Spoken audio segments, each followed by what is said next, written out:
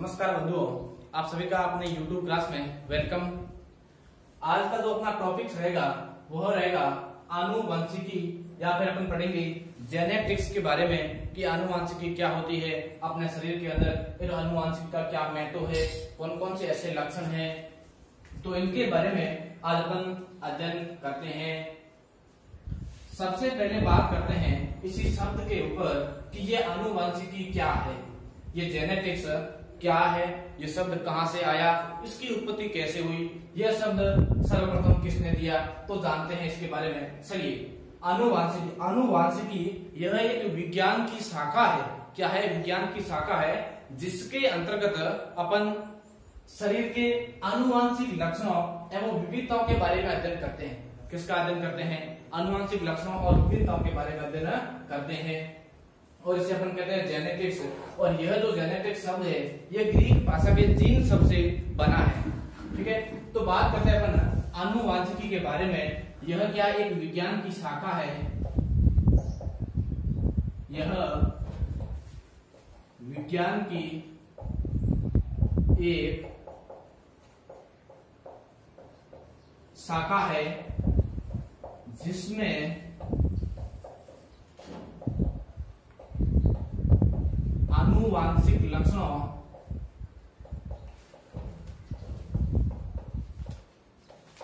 आनुवंशिक लक्षणों एवं विभिन्नताओं का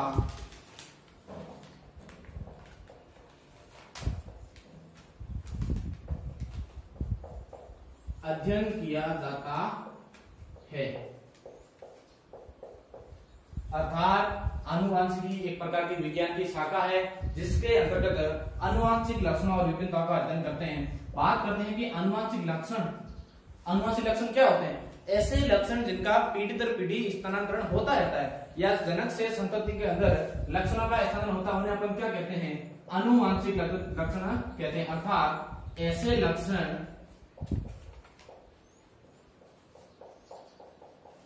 जिनका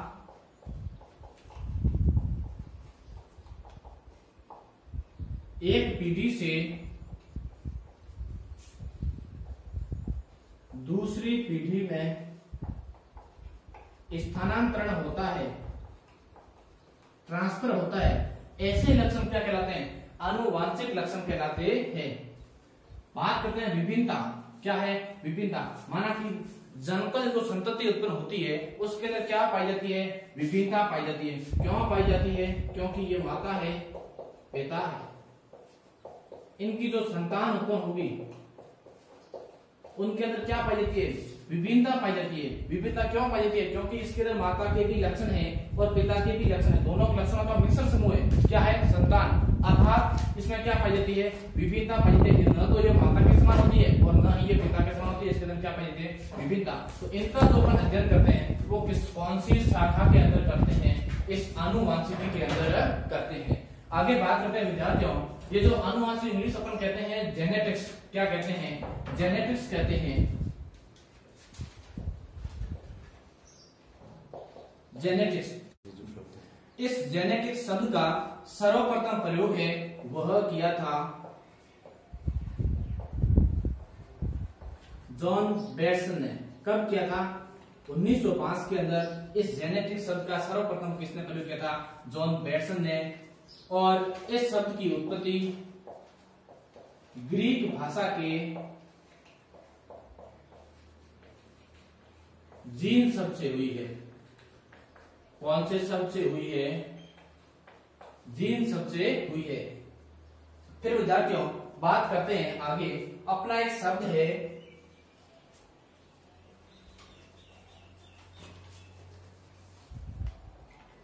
हेरेडिटी। क्या है? हेरेडिटी। हेरेडिटी का मतलब है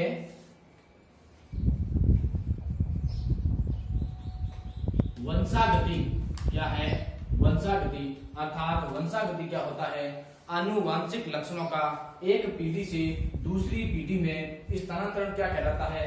वंशागति कहलाता है। क्या कहलाता है? वंशागति कहलाता है। और इसे अपन कहते हैं हेरेडिटी। और हेरेडिटी शब्द का सर्वप्रथम प्रयोग है, इस शब्द का सर्वप्रथम प्रयोग है वो किया था स्पेंसर ने, किसने किया था? स्पेंसर ने इस हेरिडिटी शब्द का सर्वप्रथम प्रयोग किया था। और वंशावृत्ति क्या होती है? आनुवंशिक लक्षणों का एक पीढ़ी से या जनक से संतति में स्थानांतरण। तो ये होगी अपनी हेरिडिटी, आनुवंशिकी। फिर बात करते हैं कि आनुवंशिकी का जनक, फादर्स ऑफ जेनेटिक्स, आनुवंशिकी का जनक किसे कहते हैं?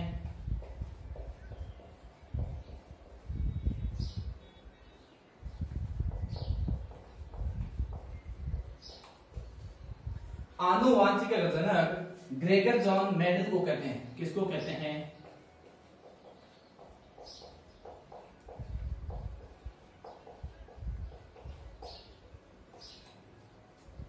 आनुवंशिकी का जनक है वो ग्रेगर जॉन मेंडल को कहते हैं। ग्रेगर जॉन मेंडल को कहने का कारण है क्योंकि सर्वप्रथम मेंडल ने ही आनुवंशिकता के नियमों को प्रतिपादन किया था। अर्थात मेंडल द्वारा सर्वप्रथम आनुवंशिकी के नियमों का प्रतिपादन करने के कारण मेंडल को अपन क्या कहते हैं? आनुवंशिकता का जनक कहते हैं। फिर अगली बात करते हैं कि मेंडल ने कौन से पौधे पर इस प्रकार के एक्सपेरिमेंट किए? तो वो पौधा था अपना उद्यान मटर, मटर का पौधा। किसका पौधा था? मटर का, जिसे अपन कहते हैं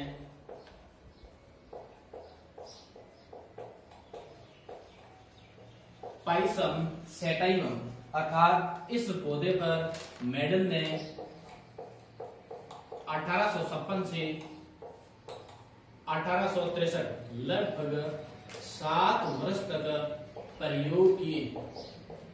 कौन से पौधे पर प्रयोग की थी? उद्यान मटर अपन कह सकते हैं, इसका बॉटनिकल नेम, साइंटिस्ट नेम है जो पाइसम सेटाइवम। लगभग 7 वर्ष उन्होंने अपने इस पौधे पर प्रयोग किए थे। और इस पौधे पर प्रयोग करने के पश्चात इन्होंने 1865 में अपने प्रयोगों को ब्रून सोसाइटी ऑफ हिस्ट्री नामक एक संस्था थी, उस संस्था के समक्ष इन्होंने 1865 में प्रस्तुत किए थे इन अपने एक्सपेरिमेंट को। तो 1865 में मेंडल ने ब्रून सोसाइटी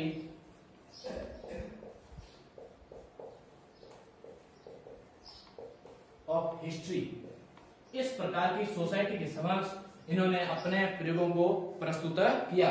फिर बात करते हैं 1866 के अंदर। तो 1866 में इसी संस्था की एक पत्रिका के माध्यम से एक शीर्षक दिया गया था, पादप संकरण पर प्रयोग। पादप संकरण पर प्रयोग, एक्सपेरिमेंट ऑन प्लांट हाइब्रिडाइजेशन। अर्थात पादप संकरण पर प्रयोग नामक शीर्षक से इनके प्रयोगों का संपादन किया गया था। कब किया गया था? 1866 के अंदर। वह कौन से पौधे पर किए थे? मटर के पौधे पर किए थे। तो इनका जो चयन करने का जो कारण क्या था, वो कारण की बात करते हैं। सबसे पहला कारण, यह पौधा कैसा है? 1 वर्षीय। कैसा पौधा है? 1 वर्षीय। 1 वर्षीय पौधे का मतलब है इनका जीवन काल 1 वर्ष के अंदर समाप्त हो जाता है। तो इनका जीवन काल छोटा होने के कारण अनेकों पीढ़ियों का कम समय में अध्ययन किया जा सकता है। इस कारण उन्होंने तो 1 वर्षीय पौधे का चयन किया। दूसरी बात करते हैं मटर की, वो है यह पौधा कैसा है? द्विलिंगी। कैसा पौधा है? द्विलिंगी, अर्थात जिसके अंदर दोनों ही लिंग पाए जाते हैं। और द्विलिंगी होने के कारण इसमें आसानी से स्वपरागण की क्रिया करवाई जा सकती है। और दूसरा इनका जो कारण था वो था विपुंसन। विपुंसन क्या होता है? किसी भी पौधे के अंदर जो पौधे के परागकोश होते हैं, उस परागकोश को काट दिया जाता है। अर्थात जो कृत्रिम परपरागण है, विपुंसन की प्रक्रिया के कारण कृत्रिम परपरागण आसानी से करवाया जा सकता है। इनके कारण इसने मेंडल ने कौन से पौधे का चयन किया? इस मटर के पौधे का चयन किया। तो मेंडल के नियम या मेंडल के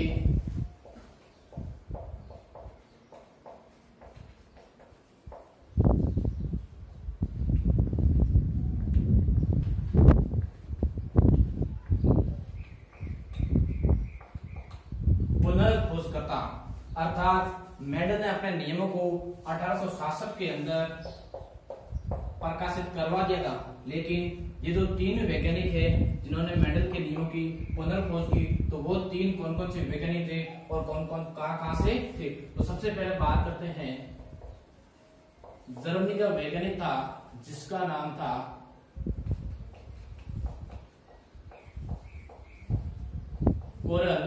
कोरेंज, और दूसरा था ऑस्ट्रिया का था एरिक वॉन सेरमैक।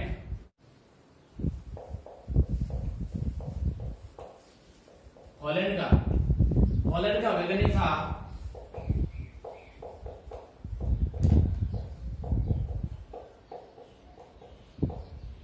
हुगो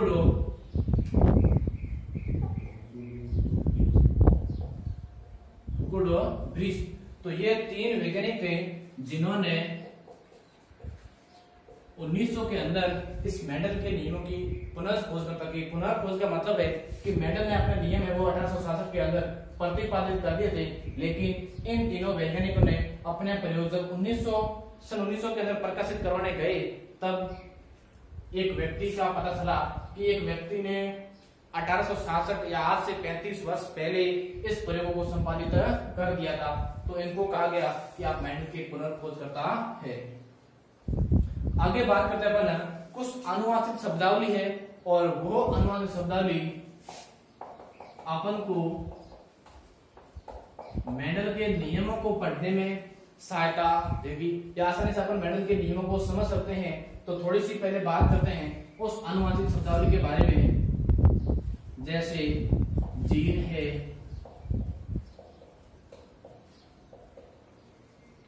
युग्म विकल्पी है,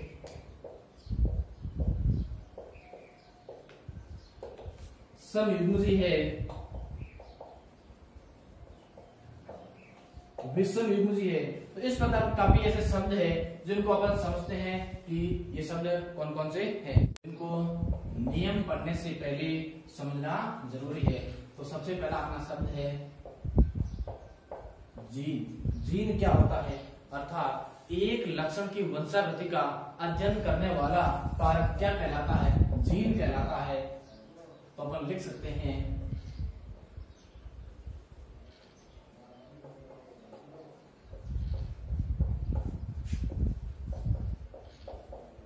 एक लक्षण को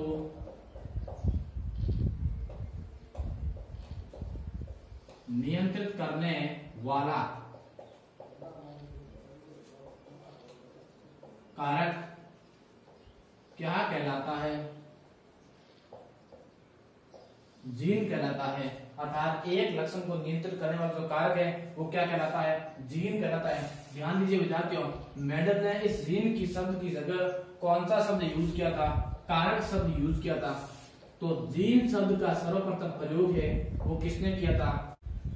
तो इस जीन शब्द का जोहानसन ने प्रयोग किया। इस जीन शब्द का प्रयोग किसने किया था? जोहानसन ने प्रयोग किया था। अगली जो अपनी शब्दावली है वह है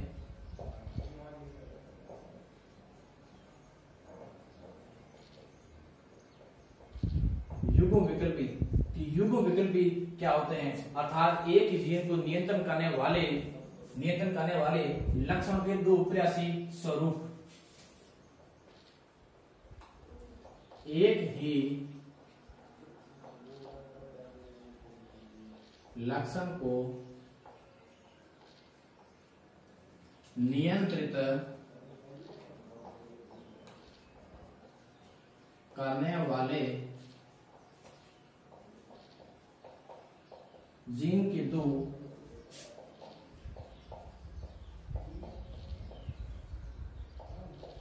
विपर्यासी स्वरूप युग्म विकल्पी कहलाते हैं।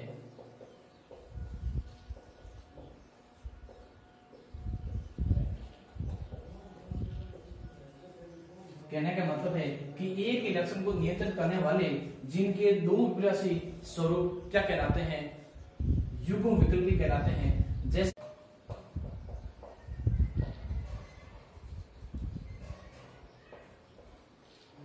पौधे की ऊंचाई, इसके अंदर दो विपरीत लक्षण है, कौन कौन से, एक तो हो गया अपना बौना, दूसरा हो गया लंबा। ये क्या है, एक पौधे के युग्म विकल्पी है। आगे अपन बात करते हैं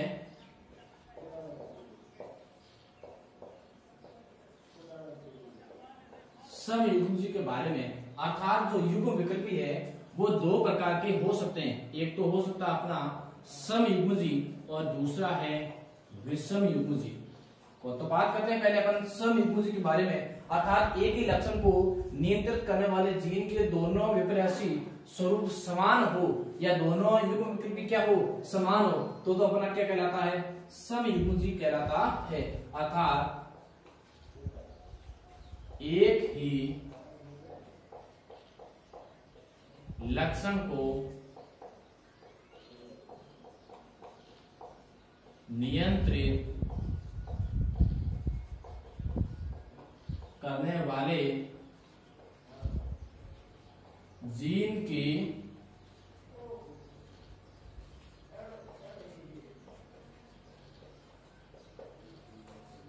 दोनों युग्म विकल्पी समान हो तो उसे अपन क्या कहते हैं, समयुग्मजी कहते हैं। और अगर विषम युग्मजी तो इसका उल्टा, जस्ट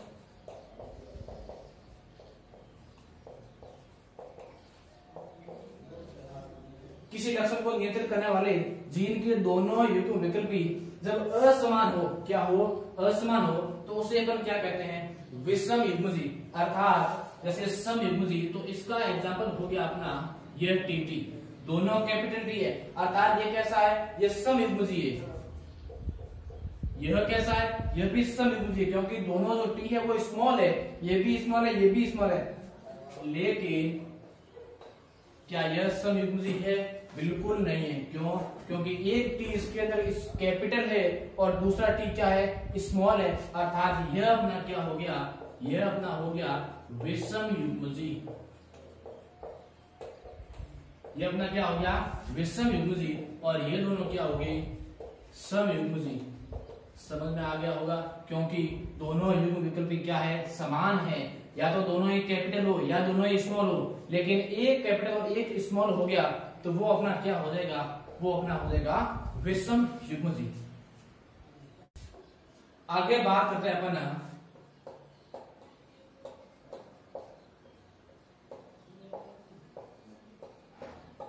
लक्षण प्रारूप और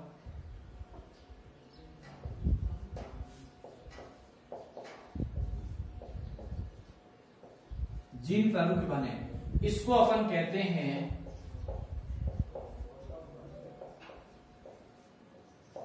फिनोटाइप और इनको कहते हैं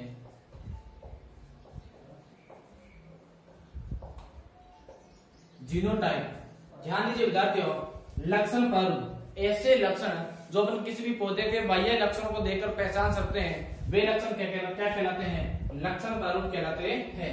तो अपन लिख सकते हैं कि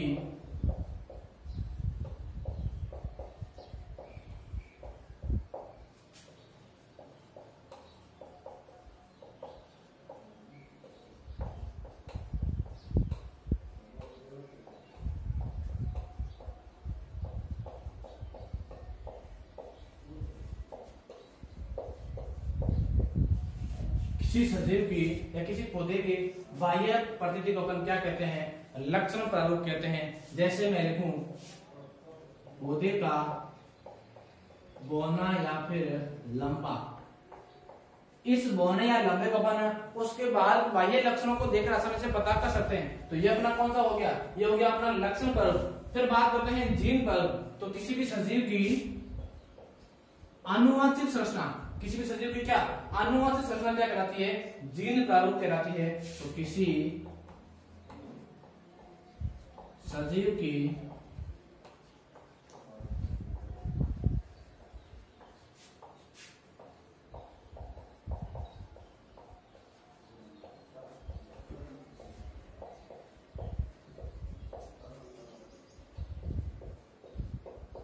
किसी सजीव की आनुवांशिक या प्रकृति को अपन क्या कहते हैं, जीन प्रारूप कहते हैं। जैसे शुद्ध बौना,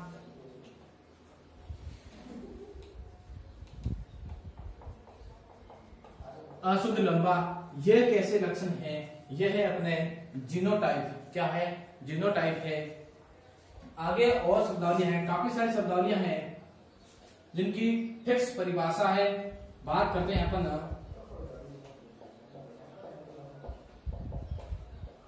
जनक की। जनक पीढ़ी क्या होती है, अर्थात संतति प्राप्त करने के लिए जिस पौधों का संकरण करवाया जाता है उन्हें अपन क्या कहते हैं, जनक पीढ़ी कहते हैं। अर्थात संतति प्राप्त करने के लिए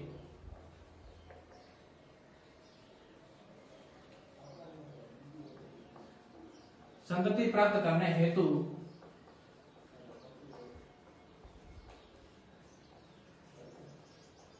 जिस पौधों का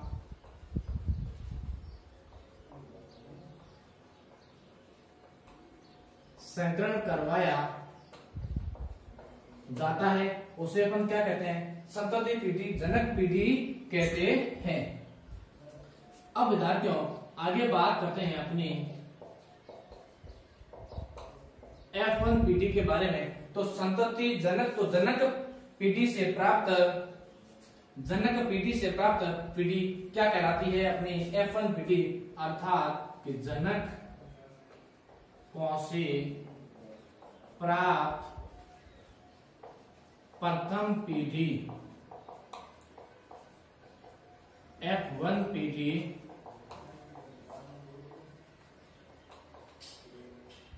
कहलाती है। जनकों से प्राप्त प्रथम पीढ़ी क्या कहलाती है, F1 पीढ़ी। F2 पीढ़ी अर्थात F1 पीढ़ी से प्राप्त पीढ़ी कौन सी कहलाती है, F2 पीढ़ी। F1 से प्राप्त पीढ़ी कौन सी पीढ़ी, अपनी F2 पीढ़ी। F1 पीढ़ी से प्राप्त पीढ़ी ये होगी अपनी F2 पीढ़ी। अब विद्यार्थियों आगे बात करते अपन, जैसे एक संकरण,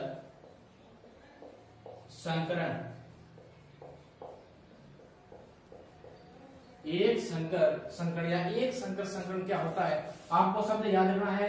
पहला शब्द देखना है कि सबसे पहले क्या लिखा हुआ है, एक लिखा हुआ है, अर्थात एक लक्षण की वंशागति का अध्ययन क्या कहलाता है, एक संकरण। जैसे माना कि पौधे की ऊंचाई के बारे में बात करें तो आने पर एक लक्षण का अध्ययन किया जा रहा है, इसका मतलब ये क्या हो जाएगा अपना एक संकरण। तो एक लक्षण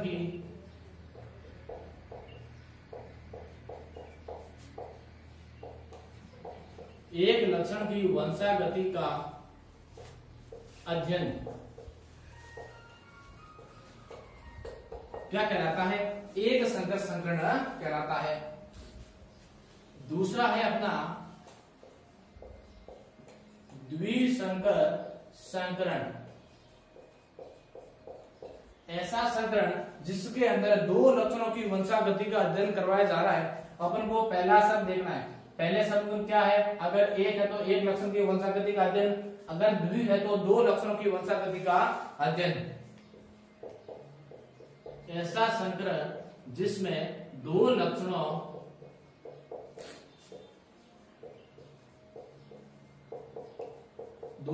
की वंशागति का अध्ययन क्या कहलाता है, द्विसंकर संकरण। इसी प्रकार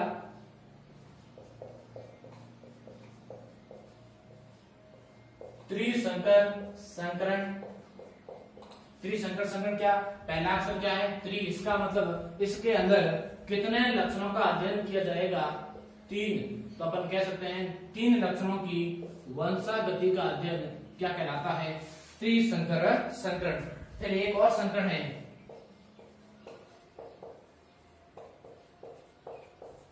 बहुसंकर संकरण, अर्थात ऐसा संकरण जिसके अंदर अनेकों लक्षणों की वंशागति का अध्ययन किया जाता है, क्या कहलाता अपना बहुसंकर संकरण। अर्थात इसके अंदर अनेकों लक्षणों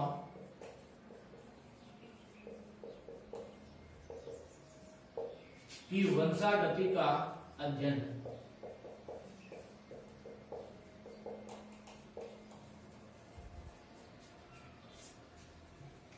बहुसंकर संकरण अनेकों लक्षणों की वंशागति का अध्ययन। आगे बात करते हैं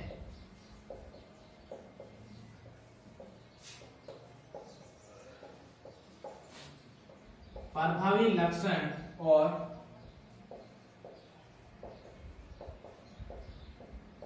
अप्रभावी लक्षण के बारे में।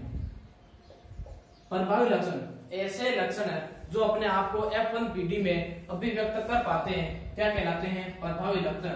अर्थात ऐसे लक्षण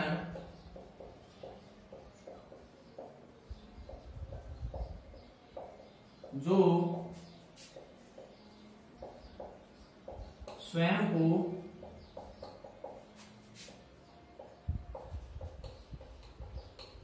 F1PD में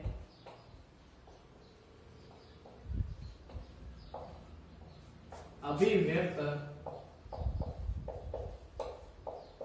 कर पाते हैं, क्या कहलाते हैं? प्रभावी लक्षण। अर्थात ऐसे लक्षण जो F1PD में प्रकट होते हैं, क्या कहलाते हैं? F1 लक्षण, प्रभावी लक्षण। और दूसरा है अप्रभावी लक्षण। तो ऐसे लक्षण जो F1PD में व्यक्त नहीं होते हैं, ऐसे लक्षण जो F1PD में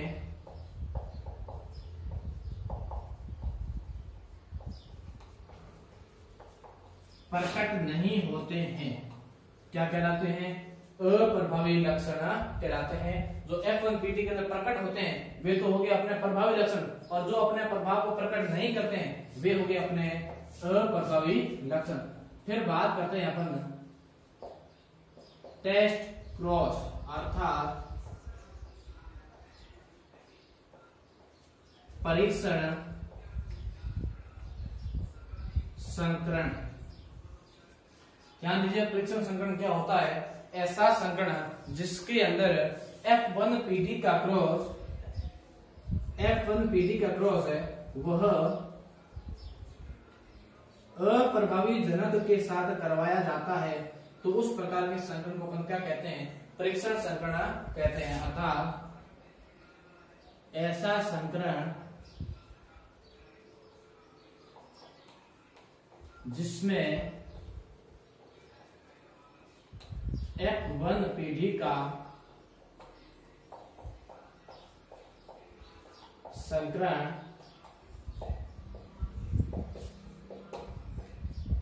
अप्रभावी जनक के साथ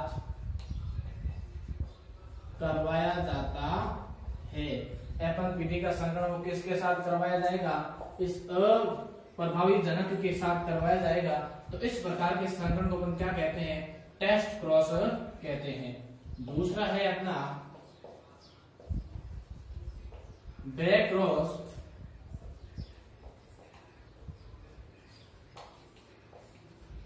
इसे अपन क्या कहते हैं? संकर पुरुष कहते हैं। अर्थात इस बैक क्रॉस के अंदर F1PD का जो संकरण है वह अप्रभावी या प्रभावी दोनों में से एक के साथ करवाया जाता है। तो अपन लिख सकते हैं ऐसा संकरण जिसमें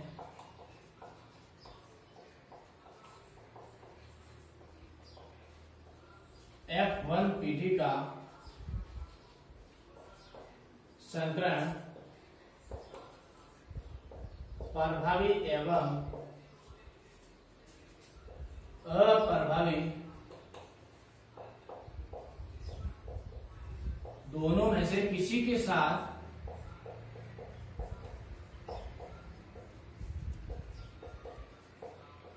करवाया जाता है। तो उस प्रकार के संकरण को हम क्या कहते हैं? संकर पुरुष, या फिर इसे अपन कहते हैं बैक क्रॉस। अपना एक लास्ट शब्दावली है वो है अपनी व्युत्क्रम संकरण। व्युत्क्रम का मतलब होता है उल्टा करना, एक्सचेंज करना। जैसे देखिए प्रथम संकरण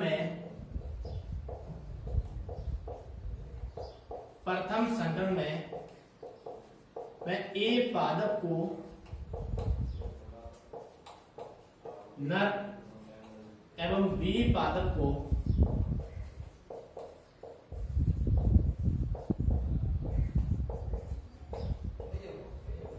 मादा मानते हैं, लेकिन द्वितीय संकरण के अंदर वापस इसी ए पादप को मादा और बी पादप को क्या मानते हैं, नर मानते हैं। अर्थात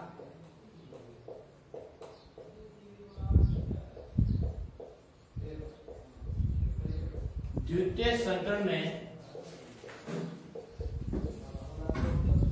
ए पादप को मादा और बी पादप को नर मानते हैं। आखिर अपन ने क्या किया, पहले संकरण के अंदर जो था उसको अपन ने क्या कर दिया, उल्टा कर दिया। तो इस प्रकार के संकरण को अपन क्या कहते हैं, व्युत्क्रम संकरण कहते हैं। क्या कहते हैं, व्युत्क्रम संकरण कहते हैं। आगे जो अगला अपना जो टॉपिक्स होगा वो होगा मेंडल के आनुवंशिकता के नियम। मेंडल ने जो आनुवंशिकता के 3 नियमों को प्रतिपादित किया था वो अपन इसके अगले भाग के अंदर अध्ययन करेंगे।